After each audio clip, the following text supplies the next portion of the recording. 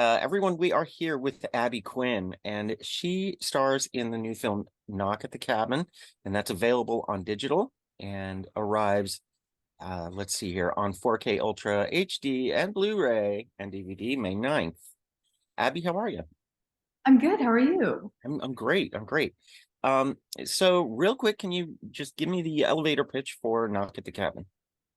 Sure. I'm not the best at these, but um, okay. So at the beginning, it's a family of three, and they go on this idealistic adventure to a cabin in the middle of the woods, and then four strangers knock on their door and ask them if they are going to make the choice to prevent the apocalypse. Excellent. I Yeah, mean, it happens so often nowadays. yeah. It goes during with during during cabin getaways. So you play a character named Adrian. Can you tell us a little bit about your character and how she kind of plays into the film? Yes. So Adrian is, it doesn't specify her age, but I came up with the idea that she's around 31, which felt right. She has a, well, yeah, okay, she has a kid. She's a young kid at home, which is I think her driving force behind why she's here and why it's so emotional for her and important for them to save humanity, because she wants to save her kid that she left to do this. And we learned that she's a line cook, and she is from DC, and she's very much at least when we meet her, she's like a very anxious, overwhelmed, agitated, for I think because of this mission. But I think at her nature and at her core, she's very nurturing and loves to cook because she wants to connect to people and share with people and friends. So yeah, there's a lot going on with her, I think, when we meet her. So she's a nervous, fidgety, and nurturing mother, That was great. intent on saving the world. Yeah, Um, yeah. so uh, it's so funny doing interviews about M. Night Shyamalan movies because you have to be so careful Yeah. not to spoil anything. Right. But what I'm really curious about is how it was working with M. Night Shyamalan and what that was like on set.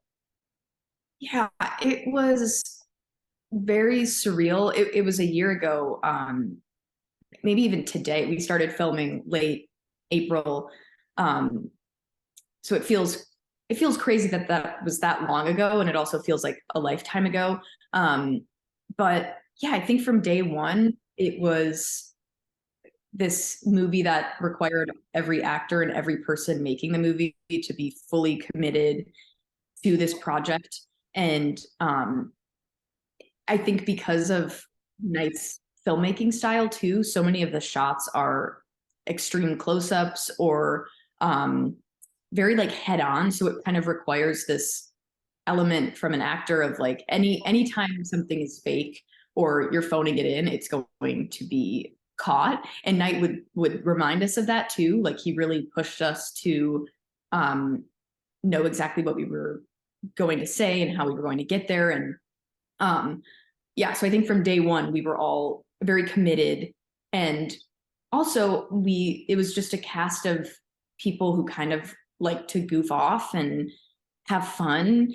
And it was I'm like shocked that we were all able to do this and to get through days of filming without, I don't know, like breaking or needing a break, because we're all pretty much like have similar values, which is we want to, when it's the weekend, we're going to watch movies and go out and have fun. And so it was like no one was really taking themselves seriously at all, which Mhm. is kind of crazy for a movie like this, because it's like the most intense, serious movie I've ever been a part of. And I think like generally it's up there as, it's really relentless in Right. its intensity. Well, I mean, you have to have that levity, but you know, Yeah, because yeah. yeah, it can't be too heavy. No. on set. Like, what did that allow you with Knight's precision? Did that allow you freedom as an actor though still? Yeah, I think so. I think um well, we had a week of rehearsal before filming, and that was kind of the time when I got to ask him all of the questions that I had about this character. And um it was really great because he would ask me about a specific line, and for a few of them we came up with alternates together about, oh, she would say this, or that would sound better and make more sense for her character or add more dimension. So there was room before we started filming to explore together, and then as soon as we started filming, it was like, it's really fast paced, and there isn't much room for deliberation once we're actually shooting, and we were shooting on film, so that also adds to this. It can't be like wishy-washy once we're on set.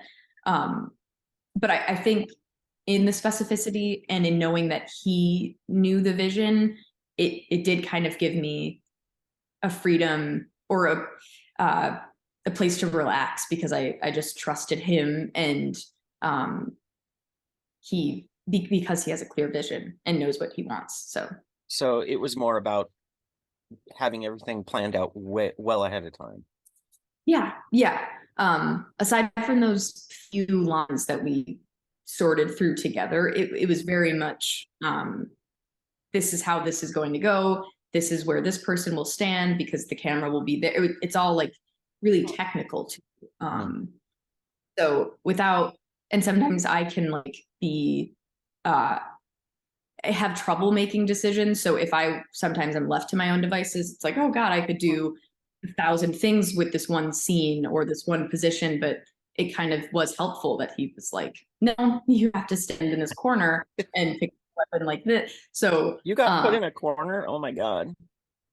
many corners of weapon. My weapon was resting in many corners. So yeah, I would say for me personally, it did kind of help, and like took some anxiety off of my plate, I think. Yeah, so you could just focus on performance. Yes. Are Yeah. you that much of a horror fan yourself, or?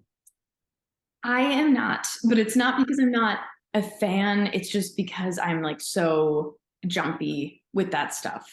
Like have you seen Mario? No, no. I hear it's good though. It was great, but there's like a scene of an animated shark coming through the depths, and I like threw my popcorn. And that it's not a scary movie, but that it's really just like physiologically I can't do it. Um, but it's fun to be in them, I think, because I don't, it's like Well, so because new. you're in on it. Yeah, I'm in on it, and it's really not as nearly as scary as watching it.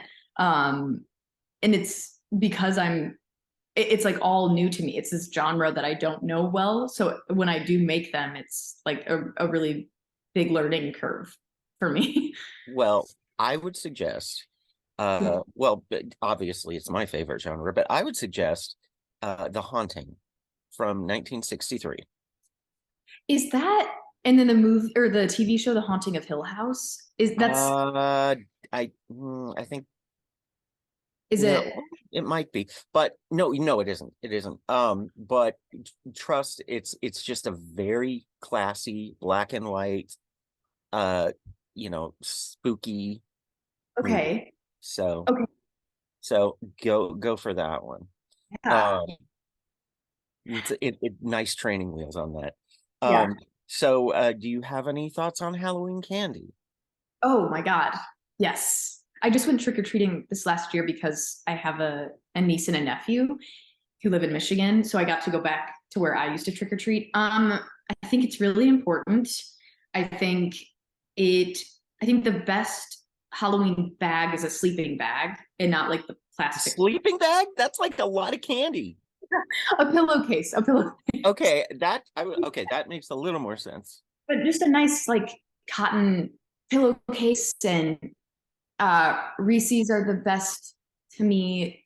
Wix, really like Reese's, I think. Very good. So you're a chocolate peanut butter gal. Okay. As long as it's not black licorice, we're good. Oh no, Uh, woo. no. All right. Well, uh, I'm sure people will be able to grab their Reese's and all their Halloween candy to be able to check this movie out.